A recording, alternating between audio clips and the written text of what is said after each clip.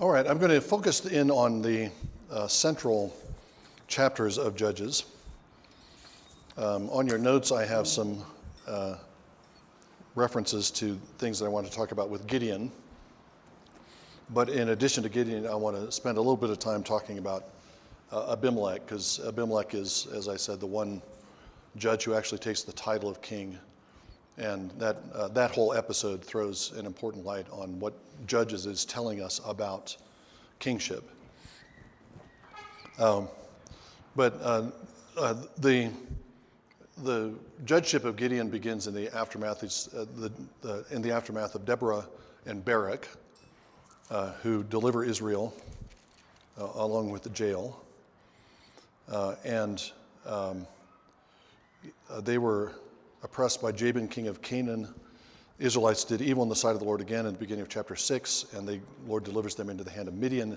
And it's the Midianites that are going to be Gideon's enemy. And I'm going to break into the middle of the chapter, or toward not right at the beginning of the chapter of Judges 6, where Gideon is introduced. So the Midianites are oppressing, the Midianites are stealing their crops, or destroying their crops. And so we have this opening scene. Verse 11 of Judges 6. Then the angel of the Lord came and sat under the oak that was at Ophrah, which belonged to Joash the Abiezerites, as his son Gideon was beating out wheat in the winepress in order to save it from the Midianites. And the angel of the Lord appeared to him and said to him, "The Lord is with you, O valiant warrior." And Gideon said, "O my Lord, if the Lord is with us, why then has all this happened to us? And where are all the miracles which our father told us about, saying, 'Did not the Lord bring us out of Egypt?' But now the Lord has abandoned us and given us into the hand of Midian." And the Lord looked at him and said, "Go in this your strength and deliver Israel from the hand of the Midianites. Have I not sent you?" And he said to him, "O Lord, how shall I deliver Israel? Behold, my father is the least in Manasseh, and I am the youngest in my father's house." But the Lord said to him, "Surely I will be with you, and you shall defeat Midian as one man." So Gideon said to him, "Now that I have found favor in your sight, then show me a sign that it is thou who speakest with me. Please do not depart from here until I come back to thee, and bring out my offering and lay it before thee." And he said, "I will remain until you return." Okay. Several things about that opening introduction to Gideon. It's the angel of the Lord coming. This is the angel that appeared earlier in the book of Judges and brought charges against Israel because they're breaking the covenant, and told them that they were going to be oppressed by Canaanites because of their unfaithfulness. And the angel of Yahweh, this touches on something we talked a little bit about yesterday, at least during the breaks. The angel of Yahweh, identified as the angel of Yahweh in verse 11, but then identified as Yahweh in verse 14 and 16. So you have this double identification of this personage who is speaking to Gideon. Is it Yahweh or is it the angel of Yahweh? And that doubling, that back and forth, is common when the angel of Yahweh appears, where the angel of Yahweh seems to be distinct from Yahweh and yet is identified with him. That's one reason for thinking the angel of Yahweh is a theophany. He's the Lord in some kind of visible form. And the distinction, the unity and distinction between the angel of Yahweh and Yahweh suggests that there's a kind of hint of what's later revealed as the Father-Son relationship and distinction in the New Testament. So the angel of Yahweh, the Malach of Yahweh, is the messenger or the sent one of Yahweh, but is also Yahweh. So there's Yahweh as the one who is sent. There's the Yahweh who sends. There's one Yahweh, and yet there's this distinction between sender and sent that is revealed in the New Testament as Father and Son. So this is another passage that suggests that. When the angel of Yahweh comes to Gideon, Gideon is in the winepress threshing. The reason he's in the winepress threshing is because the Midianites have been stealing the grain of the Israelites, and he's trying to hide from the Midianites while he's threshing and separating wheat from chaff. It's probably not a great place to thresh. It's you have it's in an enclosed space.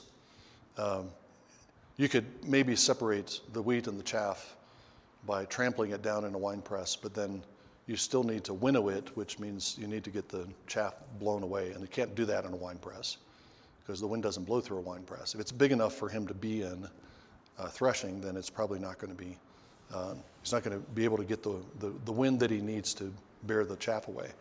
So he's hiding, and it's kind of it's a somewhat comical scene of him trying to beat out grain and threshing in a wine press.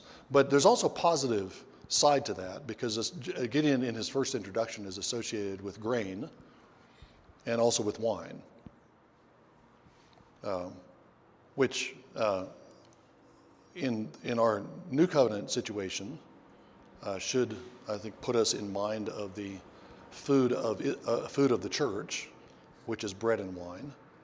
But within the Old Testament, those two products, those two foods, are singled out as central blessings and gifts of God, really from the creation on. The day 3 of the creation, the Lord calls on the earth. He commands the earth, and the earth sprouts grasses yielding seed, which means grain plants, and trees bearing fruit with seed in the fruit. So grain plants and fruit trees, those are the two specific kinds of vegetation that are mentioned in Genesis 1. May have been other kinds of vegetation that sprang out of the ground on day 3, but there's a general term for vegetation, and then it says grass yielding seed, fruit trees bearing fruit with seed in it. So you have fruit and grains that are already set up in the creation account as kind of primordial food sources. When Israel goes into the land, the promise is that they're going into land flowing with milk and honey. We know that phrase. But it's also a land that is full of, the promised blessing is grain, new wine, and oil, okay, which are ingredients for, grain and oil are ingredients for bread, and of course the new wine and the grapes are the drink that goes with bread. Now these are the blessings of the land. The land is a Eucharistic land. The land is a land that produces the food of festivity in the presence of God. So Gideon is hiding from the Midianites, even though he's addressed as a valiant warrior, a mighty man. He looks a little comical in this situation, but he's associated with these two gifts of the land, and there's an anticipation of a future deliverance that's going to restore Israel to the fruit of the land. Right now, the land is still producing things, but the Midianites are getting the benefit of the land because they're stealing the produce of the land from the Israelites. But Gideon is going to be a bread producer and a wine producer, not literally, but he's going to bring Israel back to those blessings of the land, and give them those that basic food and drink. Gideon's response when the angel of the Lord addresses him is confusion and doubt. Right? If the Lord is with us, as the angel says, if the Lord is with us, why is this happening to us? And then more specifically, when the angel says, you're going to be the one to deliver Israel from the Midianites, he raises doubts about his own capacity to do that. How can I do this? My family is least in Manasseh. I'm the youngest of my father's house. I'm too little to do this. I'm not the one to do this. And then he asks for signs that would reassure him that the Lord is going to be with him. This is a exchange that should remind us of the exchange between Yahweh, the angel of Yahweh, and Moses at the burning bush, right? When the Lord tells Moses that he's going to be sent back, and Moses raises objections, one objection after the other. I can't talk. I'm not eloquent I'm not the man for the job. We see the same kind of thing in the call of Jeremiah, interestingly, later on in the Old Testament. But this is one of the hints of a specific hint that Gideon is being called to a kind of Moses-like vocation. He's going to be the deliverer for Israel. Moses led Israel out of Egypt to the edge of a land of grain and vineyards. Gideon is going to be another Moses who's going to lead Israel out from under the Midianites and back to enjoy the produce of the land. The first sign that he gets has to do with the angel's identity. He offers a kind of offering. He brings out a kid, unleavened bread, and he presents them, and the angel of Yahweh touches the rock, becomes an altar, it bursts into flame, and then the angel of the Lord disappears from him. Similar to the scene that we have later on in Judges with the Manoah's, the annunciation of Samson's birth, where they meet again a figure who he actually ascends in the fire and smoke of an offering. The more famous sign is what is given at the end of the chapter. Before we get there, let me pick up in verse 25. I don't want to get ahead of myself. So the angel of the Lord is departed, and Gideon has built an altar in the place where the angel appeared to him. When there's a theophany, you build an altar that becomes a place of worship because that's where God has appeared. You expect God to reappear and to be present in that same place, so you build an altar as a permanent place of worship.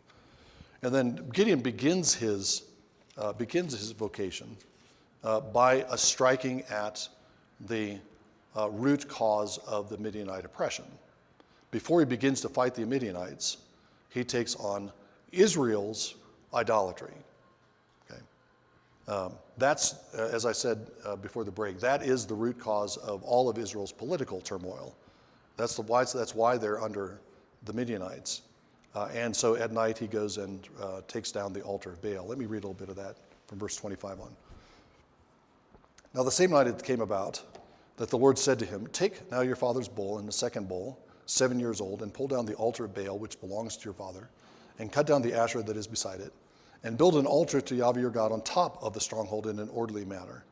And take a second bull and offer an ascension offering with the wood of the Asherah, which you had taken down." So he's going to dismantle the altar of Baal.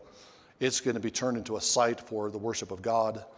He's going to actually burn the wood of Asherah is the female, the deity, the goddess who's a consort of Baal. And he's going to take the wood of that idol and destroy it, and that's going to become part of a sacrifice that he's offering to the Lord. There's a kind of mini conquest going on here. The conquest was all about purging the land of idolatry, and Gideon is carrying that out in this specific circumstance of destroying the altar of Baal that belongs to his father. So verse 27, then Gideon took 10 men of his servants and did as the Lord had spoken to him. It came about because he was too afraid of his father's household and the men of the city to do it by day, that he did it by night. The reason it's given here is because of his fear. It fits with what we saw at the beginning of the account with Gideon being in the winepress, hiding from the Midianites, trying to protect his grain stash from the Midianites. He's not entirely confident here, but providentially and symbolically, the fact that there's this strike at the idol at night is significant. Nighttime deliverances and nighttime transitions and changes are very, very common in Scripture. Things happen at night so that something new dawns the next morning. Passover happens at midnight.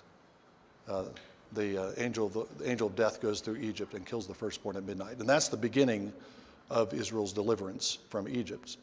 So the transition takes place at night. The next morning, they're on their way out of Egypt, and they're going through the Red Sea. You think of the book of Esther. Haman's got this plot against the Jews in Persia and Susa. And the turning point comes when Ahasuerus has a sleepless night, and he asks for the Chronicles to be read, and he's reminded of Mordecai's service to him, and he wants to reward Mordecai. And then when Haman comes in the next morning, he asks Haman to honor Mordecai. And that's the beginning of the humiliation of Haman, the downfall of Haman.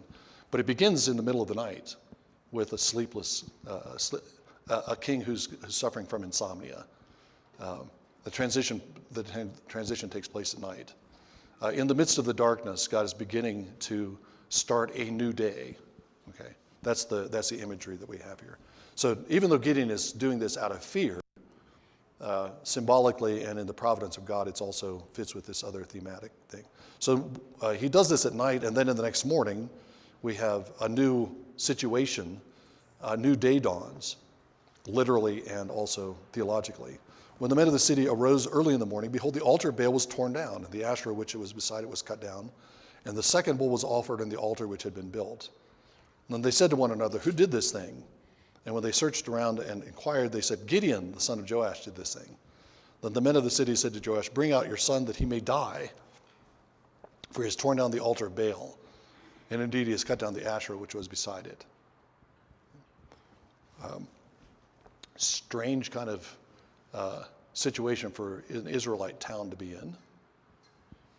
In Deuteronomy, if an Israelite town turned from the Lord to serve idols, the town was supposed to be destroyed. If you had a false prophet who's trying to seduce the people away from serving the Lord to serving another god, he was supposed to be executed.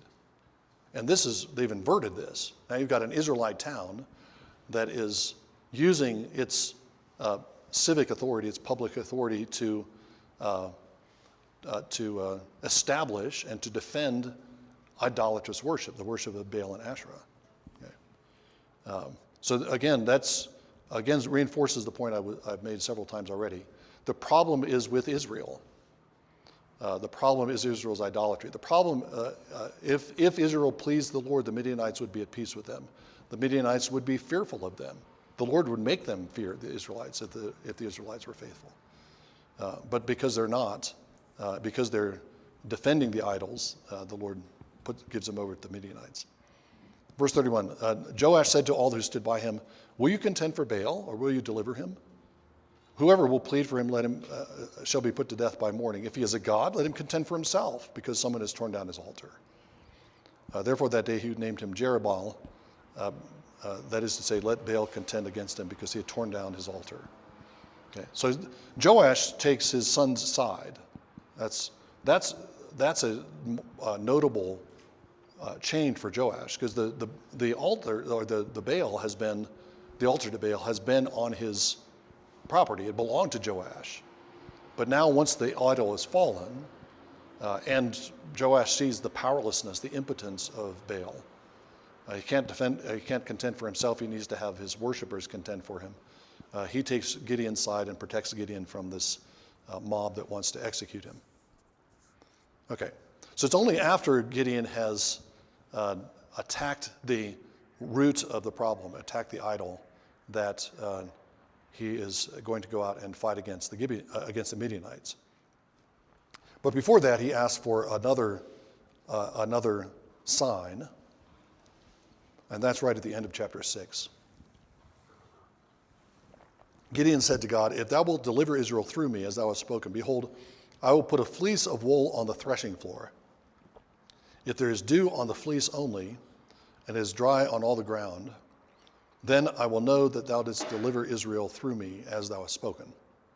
And it was so. When he arose early in the morning and squeezed the fleece, he drained the dew from the fleece, a bowl full of water. Then Gideon said to God, do not let thine anger burn against me, that I may speak once more. Please let me make a test once more with the fleece. Let it now be dry only on the fleece, and let there be dew all around on the ground. And God did so that night. For it was dry only on the fleece, and dew was on the ground. Okay. So this is a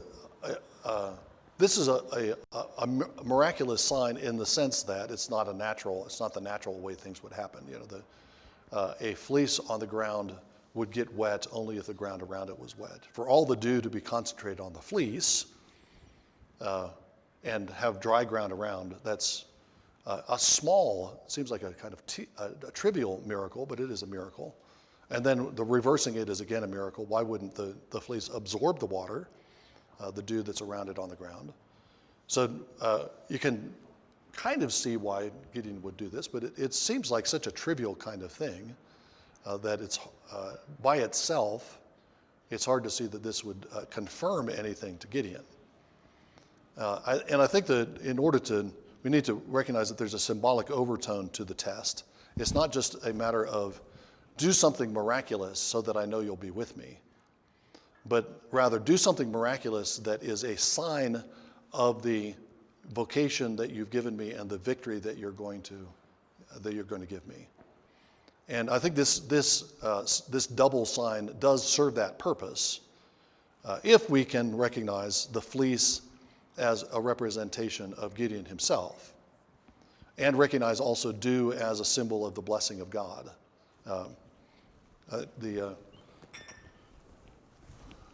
The text that I would link it to would be Psalm 133. Short psalm. Behold how good and how pleasant it is for brothers to dwell together in unity. It is like the precious oil upon the head coming down upon the beard, even upon Aaron's beard, coming down to the edges of his robe. It is like the dew of Hermon coming down on the mountains of Zion. For there the Lord commanded blessing, life forevermore. So you have this double image talking about the unity of the brothers of Israel. One image is of the priest. Oil flows down from the head down to the corners of the garments. The priest embodies Israel. And the oil that's poured out on his head is the blessing of God. You could say the Spirit of God that flows down from the head, which is the priest himself, and flows down over his beard and down to the skirts of the wings of his garments, the skirts of his garments. That's Israel sharing in the anointing of the head, right? All of Israel sharing in the anointing of the head, which is what happens. That's the logic of priesthood in the Old Covenant.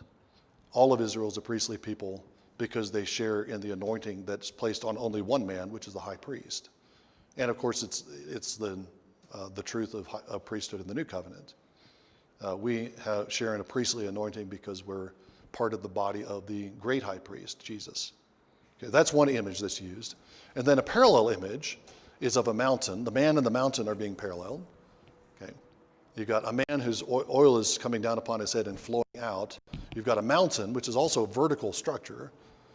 As Jim Jordan likes to say, mountains are ladders to heaven. You go from the ground, you're getting closer to the sky.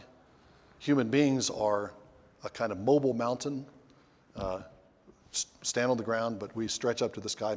Trees are a kind of ladder to heaven, rooted in the ground, but stretching up to the sky. All of these can be parallel symbols of each other. Human beings are like trees, as they are like mountains.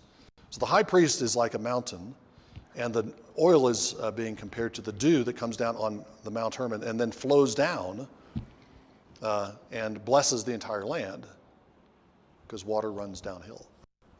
If you've got a well-watered mountain, it's going to water the ground around. When I lived in Idaho, we were in a semi-desert area of Idaho. Idaho is in the northwest area of the United States, and we were not in a mountainous part of Idaho, but there were a couple of minor mountains around. There's very little rainfall there. It's a farming area, but the farmers depend almost entirely on snowfall that comes on the mountains.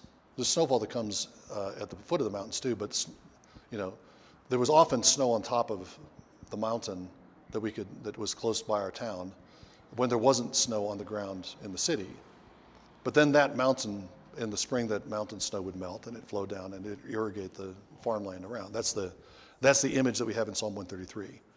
That's what Israel is like when it dwells together in unity. It's like sharing in the priestly anointing. It's like the whole land sharing in the dew that comes down on the high place of Israel. I think that's the kind of imagery that we're to see in this test of Gideon. Gideon is like the mountain, the head of the mountain. He's like the head of Israel. He's been selected as the head of the people. The Lord is going to send his blessing on him and drench him with dew.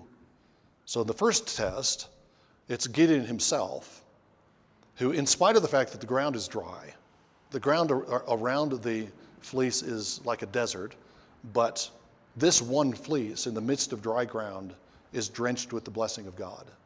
So much that he can squeeze out the fleece and he can get a bowl full of water. That's Gideon personally. But then that has to be followed by the second test, which is that the ground shares in that blessing that comes down on the fleece. So the second test is Gideon, having first received the blessing of God, is squeezed out, and the blessing is wrung from him, and then fills the land and makes the land productive again. Okay, I think that's the imagery. So when Gideon delivers Israel in the power of the Spirit, that's what's happening. He's been anointed with the Spirit of God. He's been filled with the dew of heaven, and then that dew and that power of the Spirit flows out from him to the rest of the men who are going to accompany him into battle, and he's going to defeat the Midianites and restore the land to prosperity. Okay. Of course, you know the story of. I imagine you know the story of the battle and how he fights the battle. The Lord whittles down the number of men, so he ends up with only 300 men, a remnant of the army that goes with him, but the remnant of the army that shares in the power that the Lord has placed on Gideon. And then the method of battle is an unusual one. Let's look at chapter 7, verse 19. Gideon and the 100 men who were with him came to the outskirts of the camp at the beginning of the middle watch, when they just posted the watch, and they blew the trumpets and smashed the pitchers which were in their hands. So Gideon has given them trumpets, pitchers, and torches. The three companies blew the trumpets and broke the pitchers, and they held torches in their left hands and the trumpets in their hands for blowing, and cried out, "A sword for the Lord and for Gideon." And each stood in his place around the camp, and all of the army ran, crying as they fled. And when they blew 300 trumpets, the Lord sent the sword of one man against another throughout the whole army, and the army fled as far as Beth Shittah toward Zerah, as far as the edge of Abel Meloha near Tabith. And the men of Israel were summoned from Naphtali, and Asher and Manasseh, and they pursued Midian. Okay. So what's happening here? Clearly, this is not normal warfare. They surround the camp of the Midianites. They create this confusion in the middle of the night, another nighttime deliverance. They create this confusion. If you have a bunch of trumpets blowing and the sound of crashing, it sounds like you've got a huge army marching down on your encampment. Okay. There's a kind of psychological warfare that Gideon is conducting here. If you're just looking at purely as a military tactic, he fools the Midianites into thinking that there's a much larger army surrounding them than there actually is. Okay. And then in that confusion, the Midianites kill each other. This is one of the Lord's regular tactics of one of his regular tactics against his enemies. He turns his enemies against each other, and they destroy each other. That happens a number of times in the Old Testament. It happens in Revelation when the harlot city falls. The harlot city falls because she's attacked by the beast. Okay, the beast is an enemy of the saints. The beast is making war on the saints. The harlot city is drinking the blood of the saints, another enemy of the saints. But the beast ends up destroying the harlot city.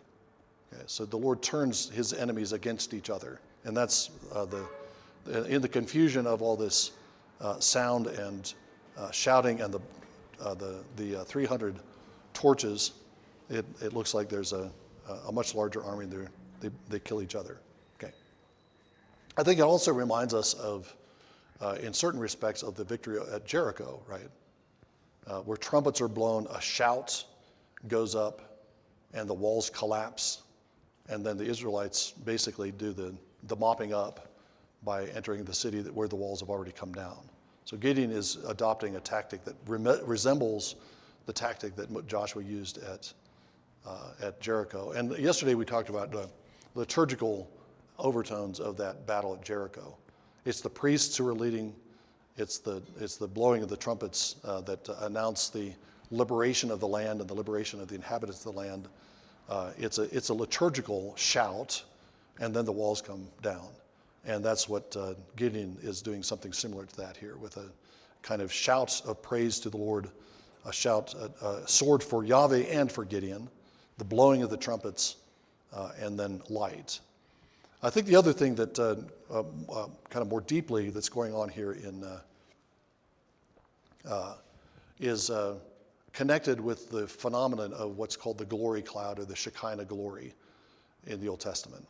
When the Lord appears at Sinai, he comes with a trumpet blast that is so loud that the people can't stand to listen to it.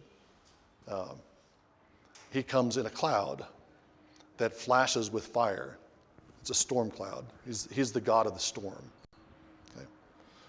And that's the cloud that comes down on Sinai. That's the cloud that Moses enters on Sinai. That's the cloud that at the end of Exodus transfers from the mountain to the most holy place of the tabernacle. That's the cloud that defended Israel as they came out of Egypt. That's the glory presence of God when the Lord appears in certain parts of the Old Testament. When the Lord appears, he appears surrounded in this glory environment.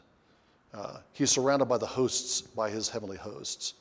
The most detailed picture we get of that glory cloud is in the early chapters of Ezekiel, when Ezekiel is in Babylon by the river Kibar, and he sees the glory of the Lord coming to him. Note the location. The glory of the Lord, which you would think is inhabiting the temple, is coming to visit Ezekiel while Ezekiel is in exile. The Lord has gone into exile with his exiled people and abandoned the house. And that's actually part of the vision that Ezekiel's going to see. But when Ezekiel sees this cloud, he is able to see it up close, and it's made up of cherubic figures, of angelic figures who have eyes all around, who have 6 wings, who move in only in right angles, up, down. A regiment of angelic hosts that surround the Lord. This is the Lord as the divine warrior surrounded by his entourage, his heavenly entourage. And I think the phenomenologically, if you're looking at, you look at a flock of birds on migration, or sometimes you see a flock of birds that's kind of moving as one thing. Okay, that's kind of the phenomenon that kind of resembles the phenomenology of the appearance of the glory cloud. When you get it close, you realize it's made up of a lot of beings, a lot of angelic beings. But from a distance, it looks like this one thing coming toward you, coming out on Sinai, coming down to the tabernacle. So what Gideon is doing here is kind of replicating that. He creates, out of the 300 men that are with him, he creates a kind of human glory, blowing of trumpets like the glory cloud, flashing of lights, a shout, a voice, a loud voice coming from this company. And it's not just the terror of an unknown enemy. They're mediating, as it were, the terror of the Lord coming against Midian, and the Midianites are thrown into confusion and destroy one another. Okay. So to this point, Gideon is all hero. He's reluctant, hesitant, but then we think of Moses and we think that's maybe not admirable, but it's typical. A lot of God's deliverers and prophets have been like this. But then I want to move to the end of the Gideon account and see what's happening. All right, let's skip on to the end of the Gideon story, beginning of verse 22 of chapter 8. Gideon has defeated the Midianites. He's rescued Israel from this oppressor. He's proven to be a faithful judge. And he's continuing his faithfulness when Israel approaches him and requests that he make his rule of Israel permanent. So the judges are ad hoc leaders of Israel. That is, they rise up in order to deliver. They don't establish a dynasty or a succession. The judges rule as the judges are needed. Otherwise, the rule in Israel, the political system of Israel is much more decentralized. Village and town elders. There's no some kind of tribal organization, but there's no overarching political order over the whole nation. A king would be that. A king would be a political leader of the entire nation of Israel. And Israel comes to Gideon and asks him to take that role. The men of Israel, this is verse 22 of chapter 8, the men of Israel said to Gideon, "Rule over us, both you and your son, also your son's son, for you have delivered us from the hand of Midian." But Gideon said to him, "I will not rule over you, nor shall my son rule over you, but Yahweh shall rule over you." Okay, that's the right answer. Yahweh is the king.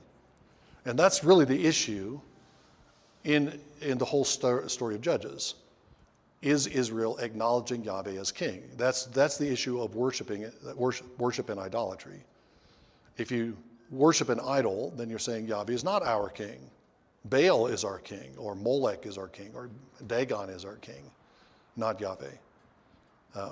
So Gideon points them in the right direction. What you need is not a human king. You need to recognize Yahweh as your king.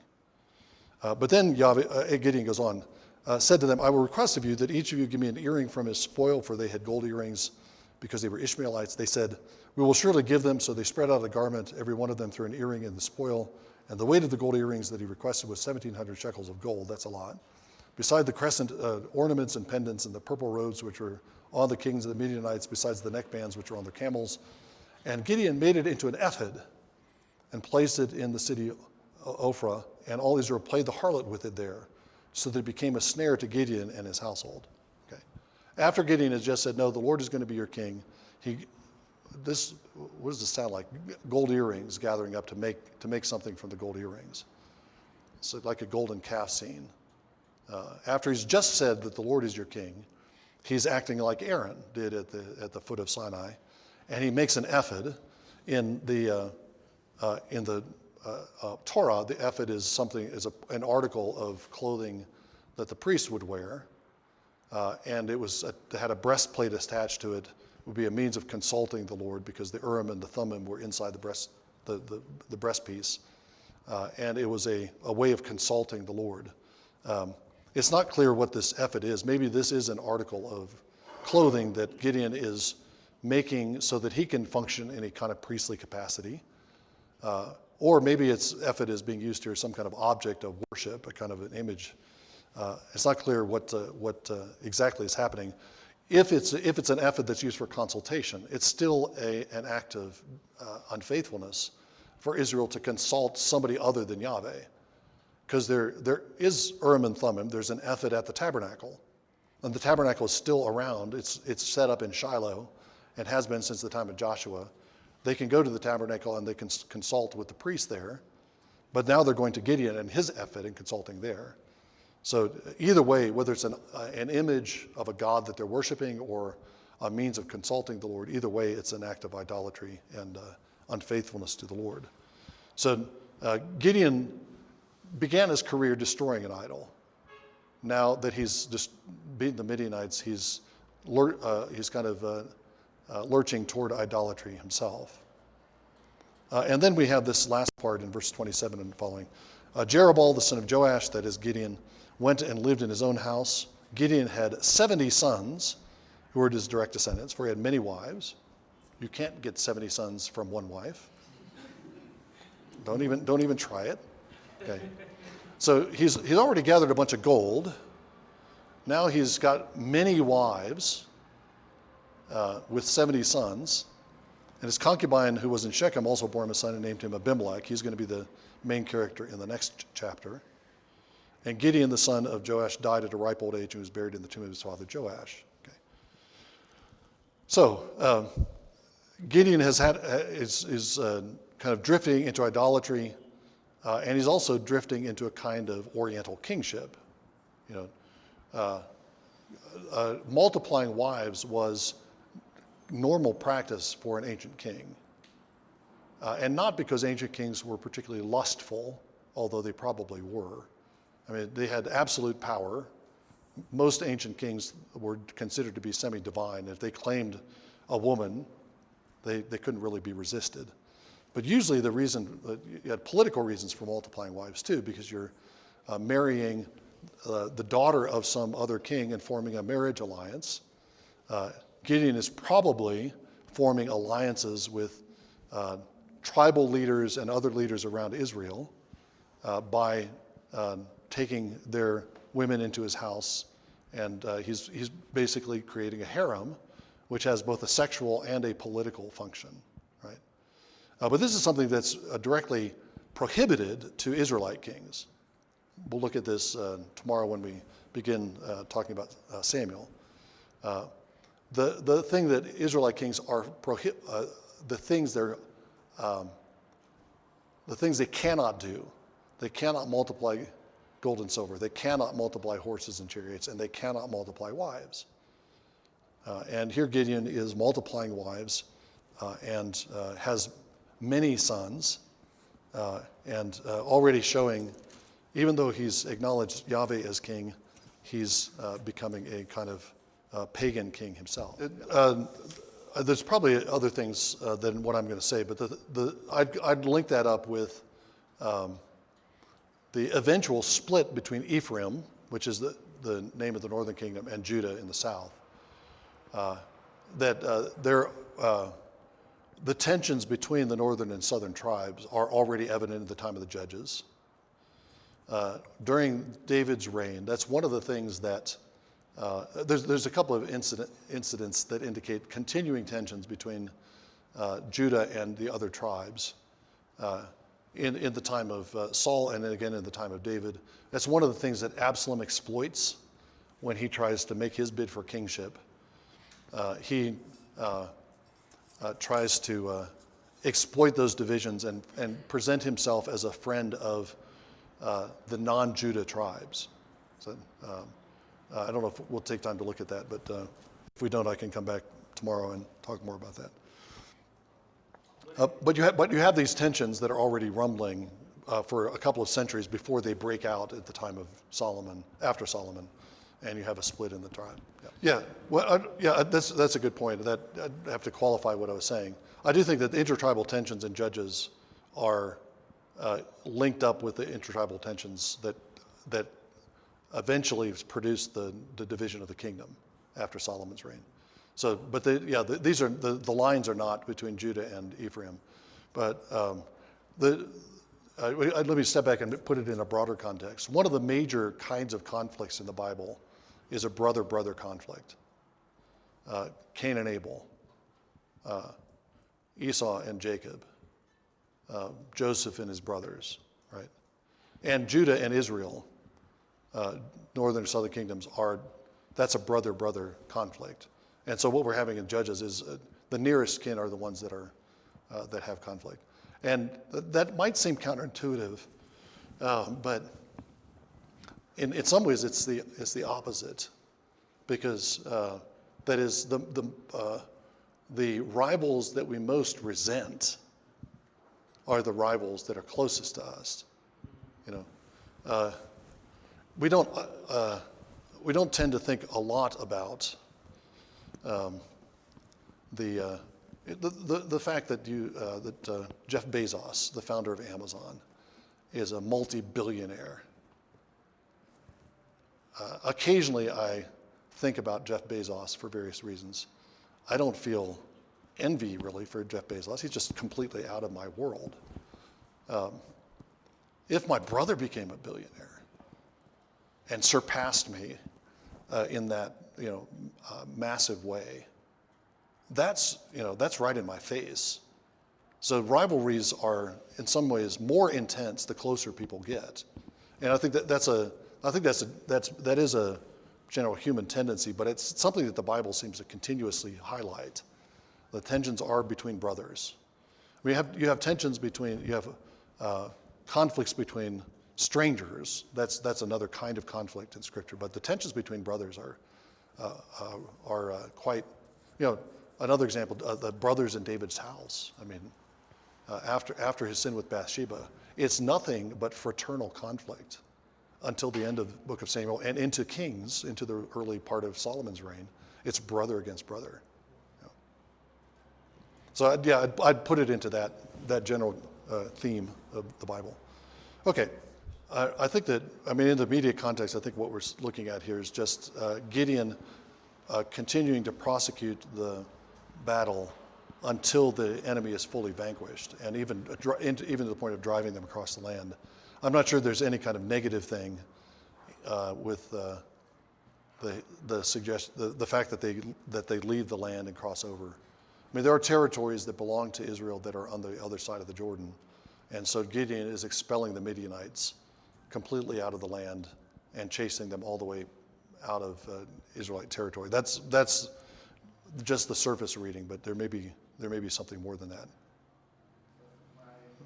So my point was, how did they cross? Yeah, there are places that this happens elsewhere. There are places apparently where the Jordan can be forded, whether by some kind of ferry system, or there are places where it might be shallow enough during certain times of year, at least, for them to get by. So, yeah. I missed the point of the question. If you go back to Joshua and look at the crossing of the Jordan at that time, there's a specific reference to the time of year that the crossing happens, which is the time of year when the Jordan is at its height. And so the fact that they can get through it at that time of year is because of God's miraculous intervention. But other times of the year, the Jordan would be easier to cross. Yeah. Okay. So the latter part of the judgeship of Gideon sets us up for what happens with Abimelech. As I mentioned, Abimelech his name actually means my father is king, and that's the name that Gideon gives him. You could say it's an act of piety. Gideon has identified Yahweh as the king of Israel, and so when he names his son Avimelech, he's saying, I want you to remember that your father, Yahweh, is king. But given what Gideon is doing toward the end of his life, whatever Gideon's original intents with the name, it takes on this overtone that Gideon is actually claiming kingship, even though he's renounced it publicly. He's still claiming kingship for himself. Abimelech is the one judge in the whole book that takes on the title of king.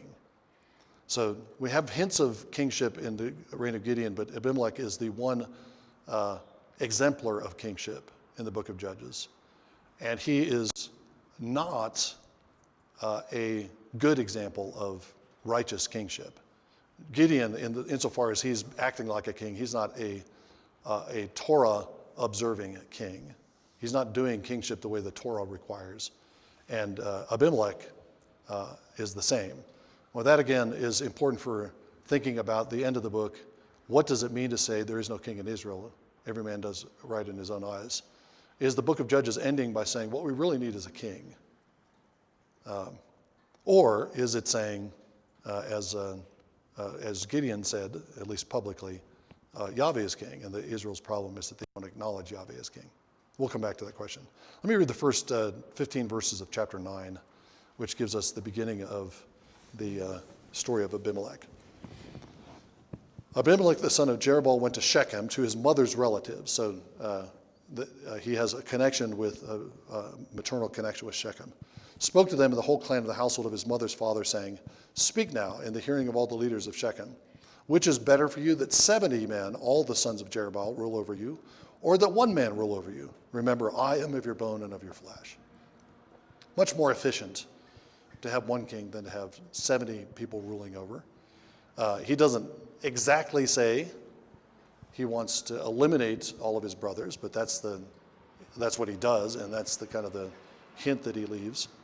And he's forming an alliance with the city of Shechem. That's going to be the basis. That's going to be the base of his operation, the base of his power. That alliance with that city. And his mother's brothers spoke all these words on the behalf in the hearing of all the leaders of Shechem, and they were inclined to follow Abimelech, for they said, He is our brother. And they gave him 70 pieces of silver from the house of Baal Berith, and with which Abimelech hired worthless and reckless fellows, and they followed him. So he gets a band of thugs. They went to his father's house at Ophrah, and killed his brothers, the sons of Jerubbaal, 70 men on one stone. But Jotham, the youngest son of Jerubbaal, was left, for he hid himself. Okay, a couple things about that. One is, this links up with what I was saying in response to Mike's question. One of the problems that the Bible identifies when you have multiple wives, many, many sons, is the rivalry that exists between sons, and particularly sons of different mothers. The rivals in David's house are brothers who have different mothers. Amnon does not have the same mother as Absalom, and Absalom doesn't have the same mother as Adonijah. None of them have the same mother as Solomon. Okay? So you're in a king's palace, a king's court. The different queens, princesses, the members of the harem, are semi-autonomous. They have their own zone of authority. They have their own children. They want to promote them. And you basically divide your house by multiplying wives. And that's what's happening here with the house of Gideon. His house is being divided because he multiplied wives, and because you have sons of different mothers, and Abimelech is using that situation as a pretext to go after his brothers and to kill them. Verse 5 says that he killed all of his brothers on one stone. That has overtones of a kind of sacrificial act. This is a slaughter of his brothers. It's fratricide, but it also has a hint that he's doing this as a kind of religious act, and there's a kind of human sacrifice that's going on that's going to secure his sole power as king. The problem for any king who wants to eliminate his rivals is that you might miss someone. Okay, if you try to kill all your brothers who might also want to be king, you got to make sure you get them all. This happens in the book of Kings and Chronicles, where Jehu slaughters all the house of Ahab, including some members of the house of Judah, house of David, and then what is her name? Suddenly her name. Anyway, his daughter, who becomes queen in Judah, slaughters all the royal seed, all the sons of that are in the line of David, except she doesn't realize that she missed one, who is Joash, and the line of David continues because there's one infant. He's just an infant at the time of the slaughter, Athaliah. Athaliah misses him, and then he comes back, and 7 years later he's put on the throne. Okay, you got to make sure you get them all. So, tip. If you're going to try to kill all your rivals, you're in a church, your elders are giving you trouble. You want to eliminate your elders so that you can be the sole guy.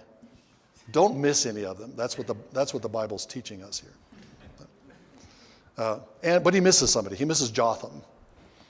And Jotham is going to return, and in verses 7 through 15, a great little parable about kingship, one of the great statements about kingship in the Bible.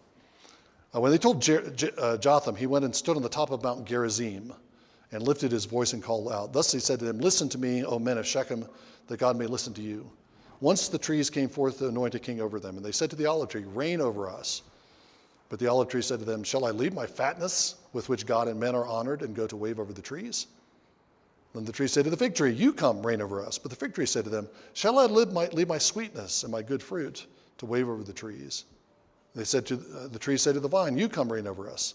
But the vine said to them, 'Shall I leave my new wine, which cheers God and man, and go wave over your trees?' Finally, all the trees said to the bramble, 'You come, reign over us.' And the bramble said to the trees, 'If in truth you are anointing me as king over you, come and take refuge under my shade. But if not, may fire come out from the bramble and consume the cedars of Lebanon.'" Do you have cedars of Lebanon here in Ethiopia? Anyone seen a cedar of Lebanon? A full-grown cedar of Lebanon? They are enormous trees. Okay, branches going out that are the size of normal tree trunks, and they go out. If you have a large cedar of Lebanon, the branches are so large they would just, if they were left unsupported, they would just be on the ground. So if you have them in a botanical garden, you have to have some kind of supports. And when you go underneath it, I mean, I don't know how wide they get. They're just enormous trees. And you go underneath it, it feels like you're entering into a house. I mean, it feels like you're indoors because the tree is so thick and so huge. Okay, but the cedars of Lebanon are going to be consumed by the fire that comes from the bramble. The highest and largest and most grand trees are going to be burned down by this the bramble that just grows upon the ground. Okay, so this parable is picking up on a number of things that are common biblical notions. The comparison of human beings to different sorts of plants. We're singing Psalm 1. The righteous man is like a tree planted by streams of water, which yields its fruit in its season. His leaves also don't wither, and whatever he does prospers. Okay, a righteous man is like a prosperous fruit-bearing tree that remains young and fresh even into old age. Psalm 92, the righteous are like trees planted in the house of the Lord that remain green even in old age because they're receiving they're watered by the blessing of God. Fruitful, good, healthy trees are like righteous men. There are other kinds of plants, brambles, thorns, thistles, that represent other kinds of people.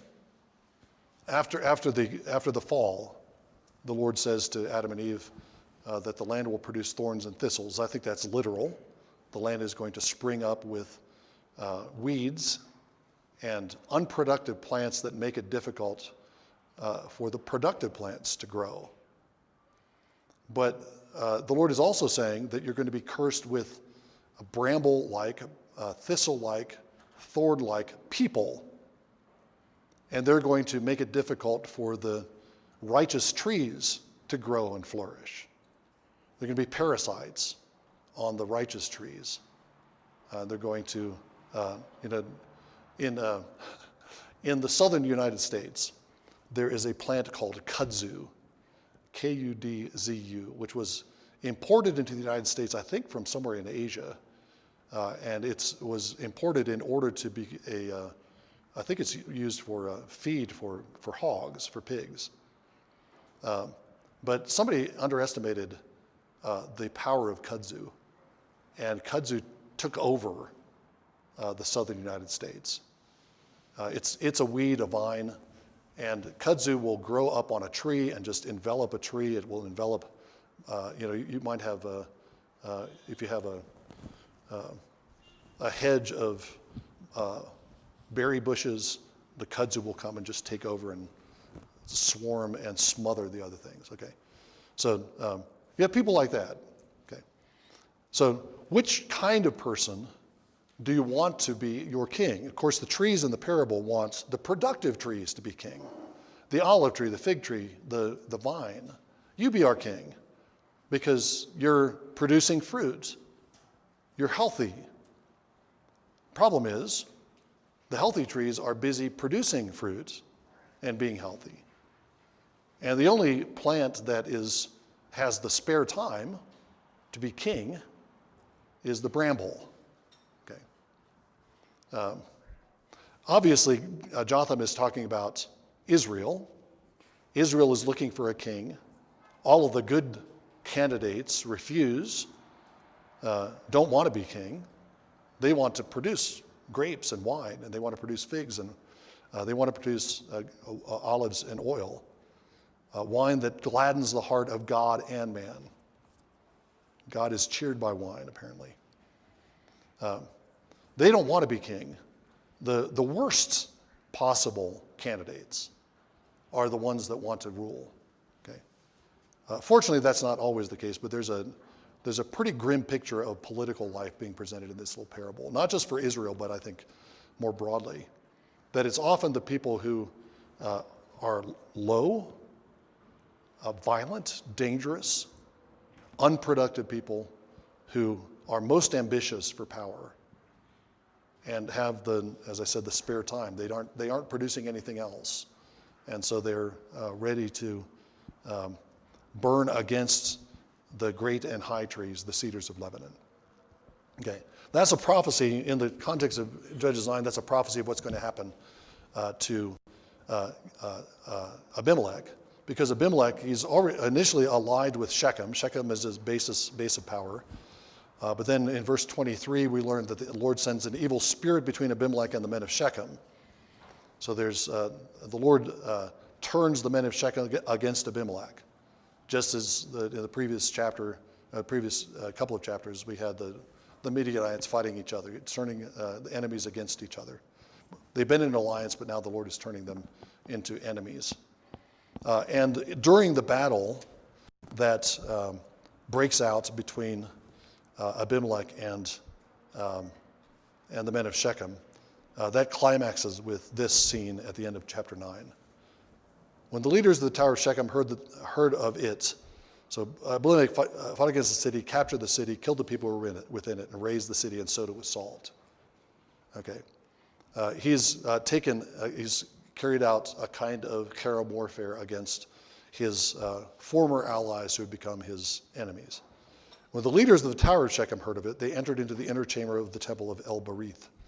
And it was told to Abimelech that all the leaders of the Tower of Shechem were gathered together. And Abimelech went up to Mount Zalmon, he and all the people who were with him. And Abimelech took an axe in his hand and cut down a branch from the trees and lifted it, laid it on his shoulder. Then he said to the people who were with him, "What you've seen me do, hurry and do likewise."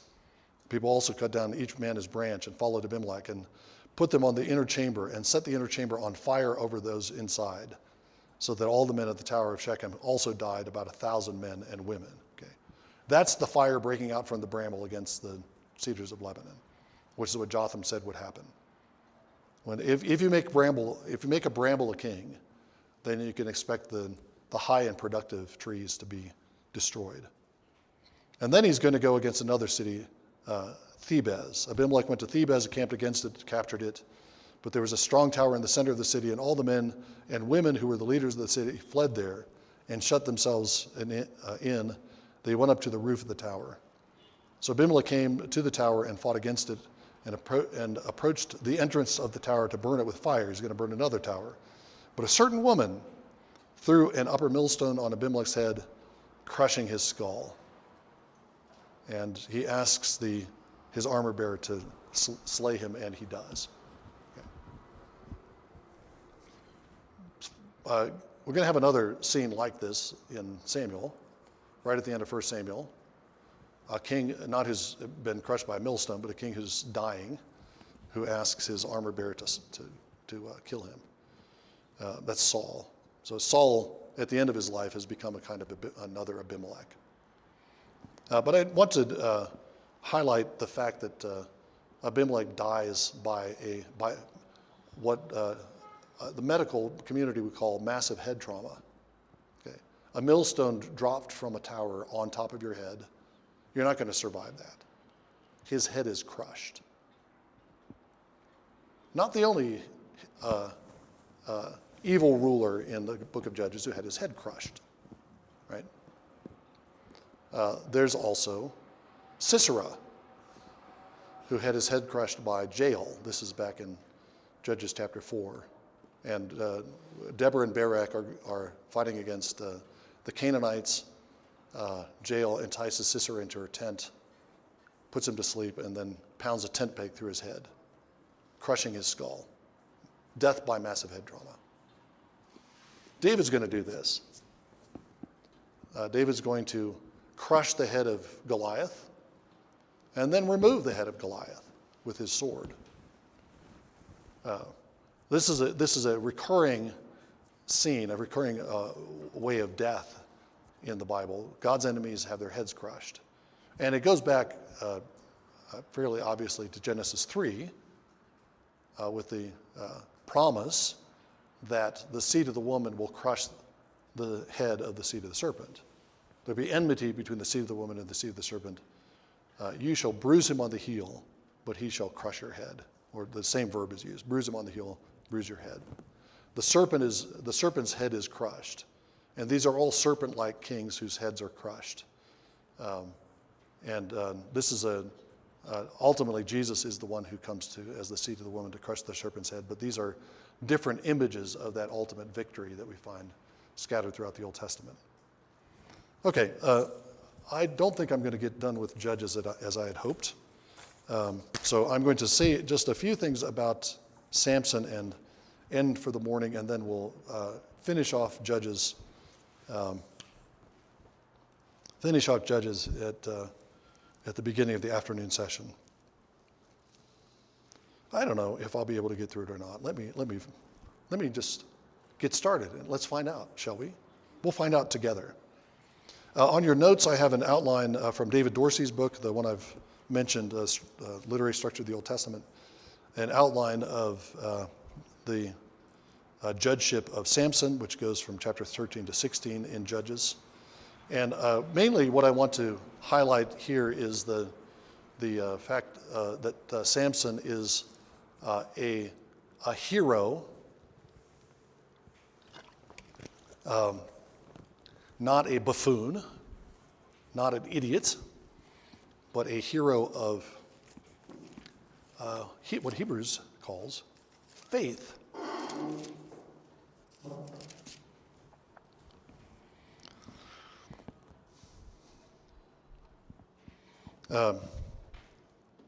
Abraham lived by faith. Moses lived by faith. Rahab acted by faith. Hebrews 11:32. What more shall I say? For time will fail me if I tell of Gideon, Barak, Samson, Jephthah, David and Samuel and the prophets, who by faith conquered kingdoms, performed acts of righteousness, obtained promises, shut the mouths of lions, quenched the power of fire, escaped the edge of the sword, from weakness were made strong, became mighty in war, put foreign enemies to flight. Okay. Samson, along with Gideon, Barak, and Jephthah, the guy who has reputedly sacrificed his daughter, I don't think so, but that's what he's accused of. They're all described as heroes of faith, in the same line of faith as we have Noah and Abel and Enoch and Abraham and all the other heroes of the Old Testament. Samson is among those. And the only reason the writer of the Hebrews doesn't elaborate on Samson is he's running out of time. So time would fail me. Okay. Maybe he's running out of papyrus also. Papyrus is scarce. So that's the New Testament reference. I think it's the only explicit New Testament reference to Samson. And he's included with the heroes of faith. So that gives us the primary perspective for viewing the life of Samson. Not as a idiot, buffoon, uncontrolled, violent, sexually driven anti-hero, but as a hero of the faith. Not a perfect man. We've already said Gideon is in that list too, and I've already pointed out Gideon's flaws, but still Gideon is a hero of the faith. David sinned. David sinned massively, but still he's in there. Samson is in there in spite of his flaws and sin, but the predominant picture that we get from Hebrews 11 is that he's a man of faith and a hero. And I think in order to understand how that's the case, we need to have some sense of what the situation is in Israel at the time that Samson is born and the time that he's engaging in his activities. As I mentioned at the beginning of the lecture, Samson and Samuel and probably Jephthah overlap. Jephthah is a little bit earlier, but Samuel and Samson are basically living during the same time period. Both of them dealing with the Philistine oppression. Philistines are new on the stage of Israel's history. They're a new oppressor, perhaps newly arrived to that area of the world. According to Genesis 10, which is the Table of Nations, Philistines are related to Mitzrayim. Mitzrayim is the Hebrew name for Egypt. Philistines and Egypt are kind of cousins, and every time you see the Philistines doing things in the Bible, you should think you should think back to Egypt and what happened to Israel in Egypt, because this is going to be a kind of repeat of Egyptian slavery and liberation from slavery. So when David goes to the land of the Philistines, okay, he's in another Egyptian exile, and then he comes out in a new Exodus. When the plagues come on the Philistines, when the ark is being transported from Philistine city to Philistine city, there's a kind of suitability, a fittingness to that, because the Philistines are Egyptians, okay, or at least related to the Egyptians. So the Philistines have come in, they're dominating Israel, but the domination of Israel is not an oppressive one. In fact, that's been true of a number of the nations that have come in. Clearly, the men of the city of Gideon are not too uncomfortable with the Midianites. They begun to worship the Midianite god. Gideon's own father, Joash, has a Baal altar on his own property. So they've become comfortable with being slaves to another people. And that's what's happened with the Philistines. Philistine oppression is a long one. And Israel has settled in. And they're comfortable in their slavery. And part of what Samson does is to provoke the Philistines, which makes the life of the Israelites uncomfortable. But that's the same thing that Moses does. When Moses goes to Pharaoh, he demands that Pharaoh let Israel go 3 days into the wilderness to celebrate a feast to the Lord. And Pharaoh's immediate response is, you've got to make bricks without straw. You have too much time on your hands to be thinking about going off 3 days into the wilderness. Now you have to do more work. And who objects to Moses? All the Israelites come to Moses and say, what are you doing? Yeah, we're slaves. Yeah, sure, we're slaves. We don't like being slaves, but it's even worse now. So stop it. Now lay off, Moses. Don't make Pharaoh hate us. And that's exactly the same dynamic that's going on in the story of Samson. Samson is doing things that provoke the Philistines. Right? And in response to those provocations, the Philistines bear down more on the Israelites. And the Israelites go to Samson and say, well, cut it out, will you? Stop doing all this stuff. Okay. Samson is a disruptive force in Israel, but it's a needed disruption because Israel should not be comfortable worshiping the idols of the Philistines and living comfortably with the Philistines. That's not the way they should be living. They should be following the Lord, worshiping the Lord, and not become kind of second-class Philistines. Samson makes that more difficult for them to live comfortably in under Philistine rule. Does that partly by doing provocative actions. He does it partly by provocative speech. He's a riddler. He's somebody who makes up riddles and rhymes, and sometimes riddles and rhymes that are at the expense of, have some dimension of mockery against the Philistines. I think there's an analogy here between the way that Samson interacts with and describes the Philistines and what Jesus does in the Gospels in relation to the Pharisees and scribes. Okay, if Jesus is right, let's stipulate Jesus is right. Jesus is right about the Pharisees. They neglect the weightier matters of the law: mercy, justice, and truth. If you're an Israelite, and the Pharisees are the best of Jews in the first century. The Sadducees are even worse. They're even less obedient to the law than the Pharisees are. But the Pharisees are obedient to the law in a way that misses the main point of the law. So if you're a faithful Israelite, take Mary and Joseph or Simeon in those circumstances, you know that the Pharisees are wicked men. You know that the Sadducees are only interested in maintaining their power in the priesthood. And you hope for somebody to come and expose them. You can't, or you don't think you can. You're just a lowly nobody. Who are you to take on the religious establishment?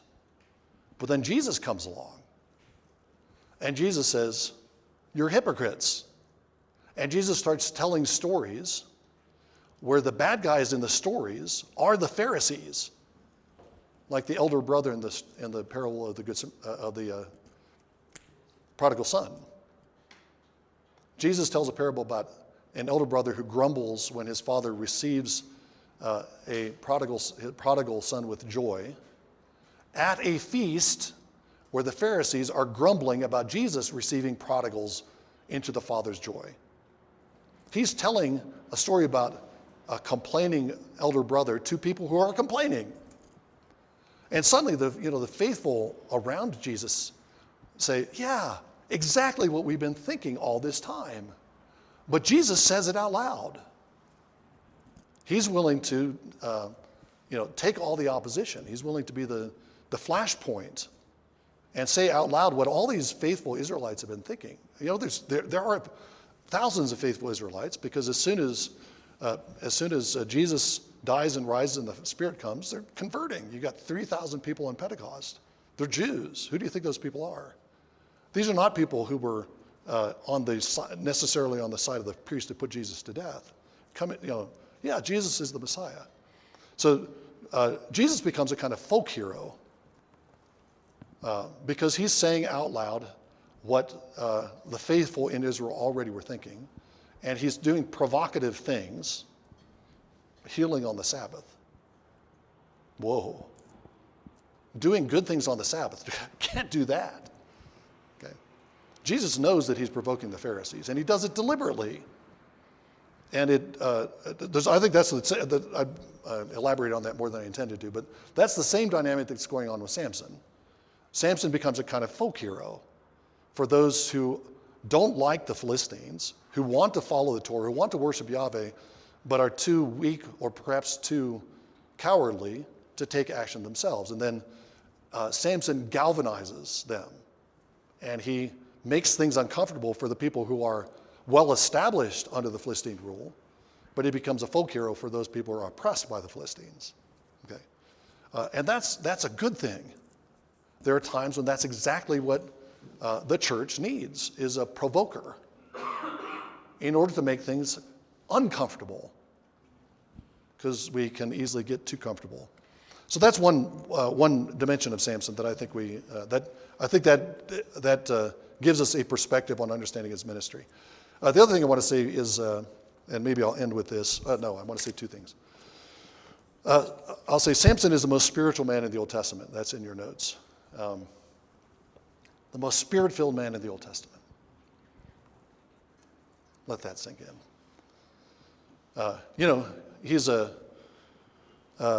He's what by that I mean literally. He is the man in the Old Testament who receives the Spirit most often. Other judges are clothed with the Spirit as they go out to battle. Other references to the filling or gift of the Spirit. It happens 4 times to Samson. I have the references down there on your notes. Samson is clothed or filled with the Spirit 4 times. Every time the Spirit comes in Judges, somebody gets hurt. The Spirit is the spirit of war. And what he inspires in the Judges is a kind of battle frenzy.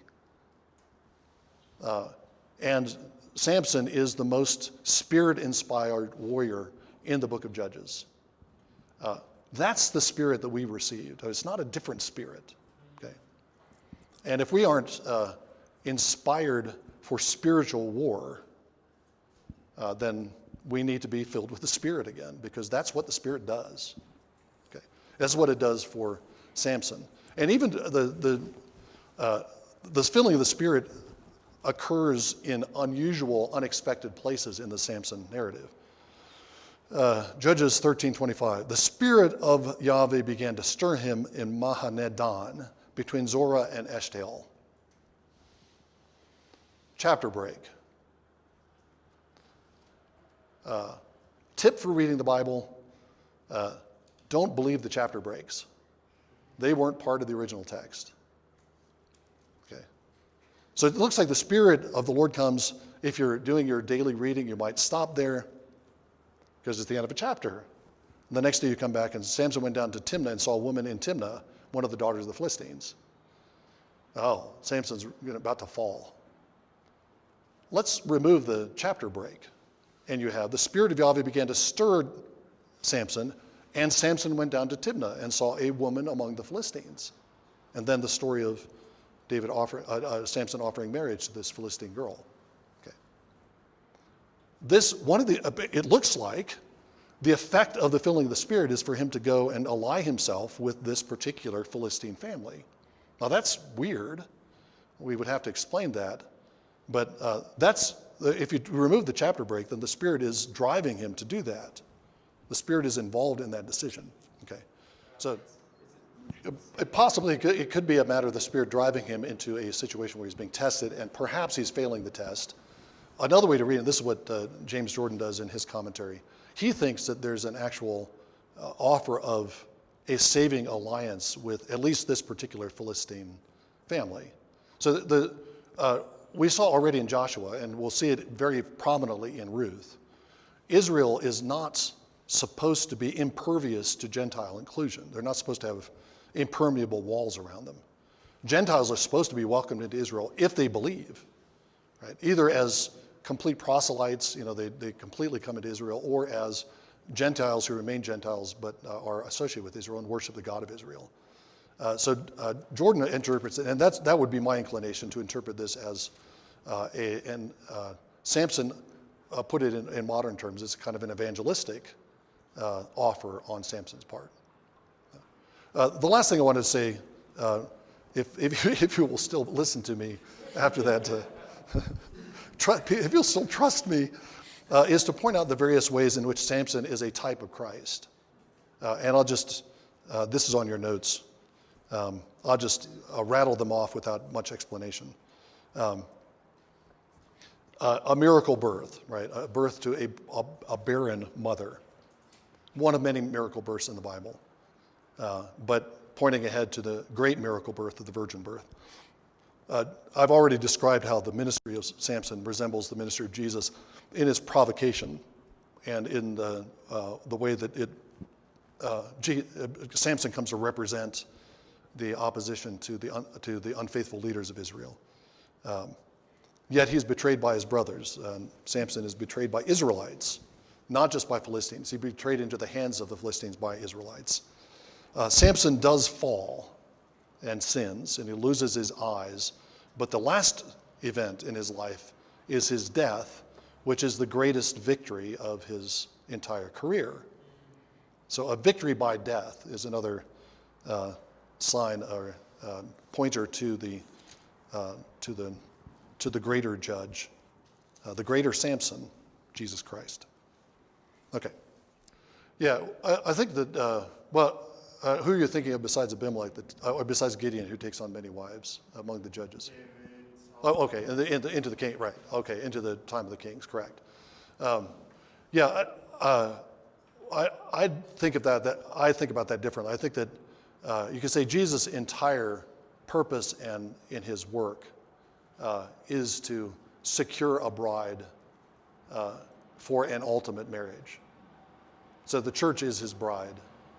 So he's assembling a bride, he's gathering a bride, he's purifying a bride. That's what his ministry is all about. So I think the fact that he doesn't get married to he doesn't have a married relationship to an individual woman. It's because he has another bride, the corporate bride of the church that he's seeking. And that I think the king's polygamy does factor into that. The fact that Jesus has one bride. He's the true king who doesn't multiply brides. He has one bride, and the church is called to be that one bride, called to be united as one body, as one bride. And so I think there is definitely a contrast between the polygamy and the monogamy of the kings and of Jesus. Delilah, right? Yeah, I think that's a good point. Yeah, Samson also is. That is an unfaithfulness on Samson's part, that he has multiple. Only one that he's really married to, but he has multiple women. Yes, and obviously his. I don't mean to ignore the sexual sin of Samson. That is something that leads to his downfall, his sexual desires. But I think that needs to be seen as analogous to David's sin with Bathsheba, and not just dismissed Samson as nothing but an adulterer. He's a hero who is deeply flawed by his sexual sin.